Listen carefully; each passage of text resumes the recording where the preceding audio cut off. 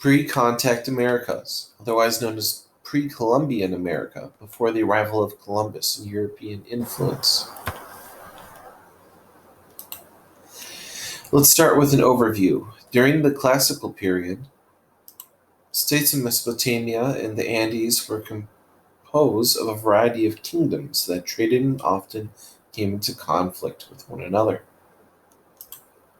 Some states, such as Tenochtitlan near modern-day Mexico City, held more power than others.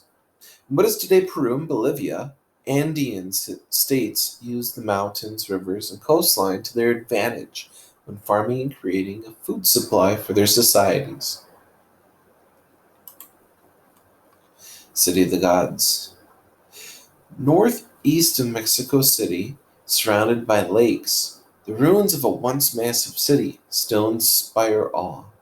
A 4-mile-long avenue runs through the remains of a complex grid pattern of apartments, colorful murals, a pyramid that's over 700 feet tall and 700 feet wide, and another pyramid that once housed the remains of 200 people, possibly as tributes to accompany a wealthy leader into the afterlife.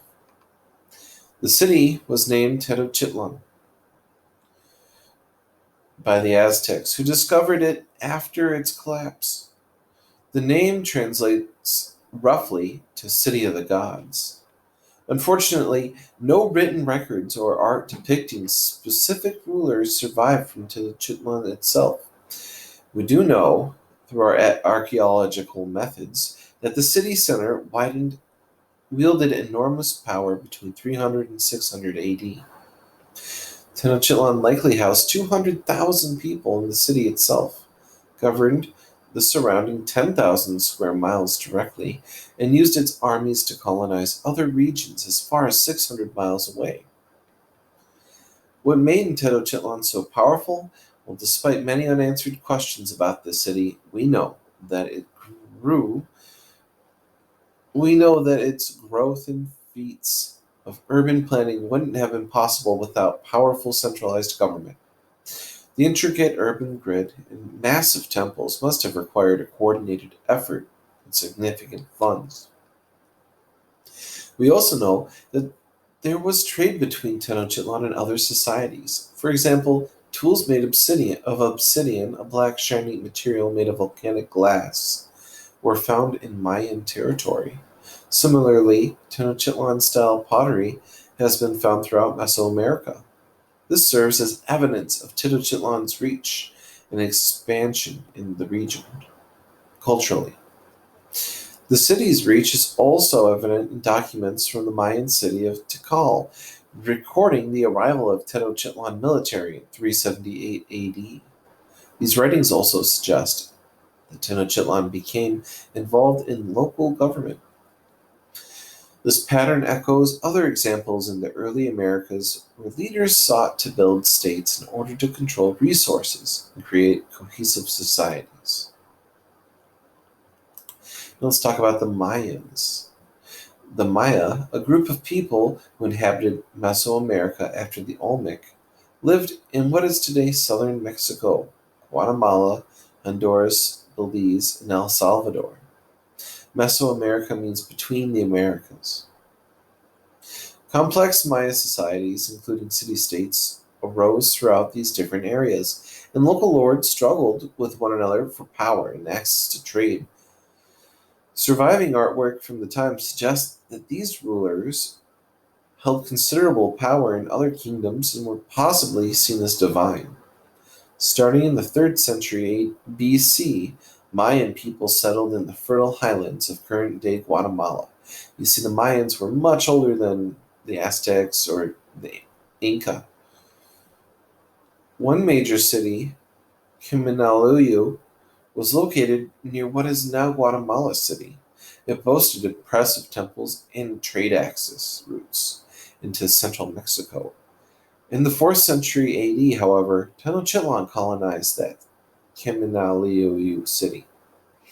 The lack of a cohesive empire across Mesoamerica was probably due to part of the large number of rulers jostling for power and difficult geography.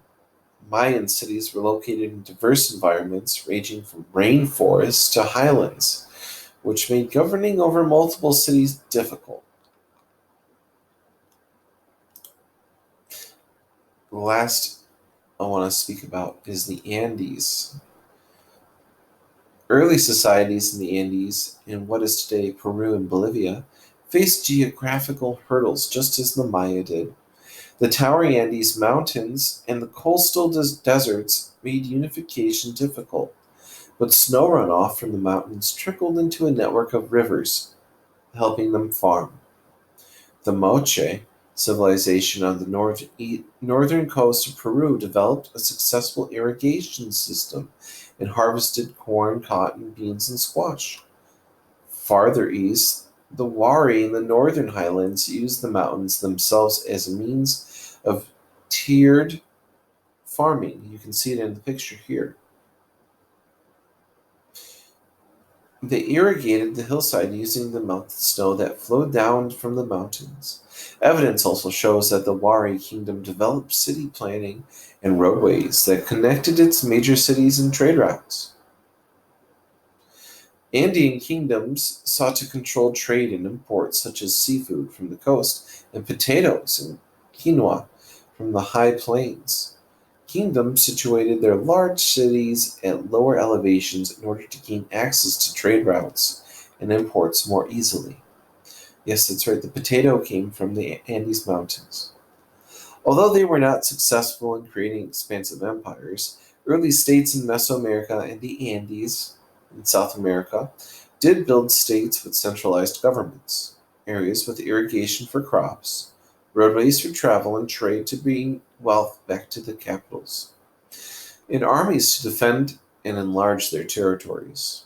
We don't know the full reach of power of cities like Tenochtitlan, but we can conclude that their success must have been the result of centralized government and technology. So, what do you think? What do the urban planning and pyramids at Tenochtitlan suggest about its state power? What might Tenochtitlan's colonization of Kilimanjaro signal to leaders of nearby city states like the Mayans? What inferences can we make about decentralized Maya city states versus the city of Tenochtitlan? Why do you think the Maya formed independent city states rather than an empire?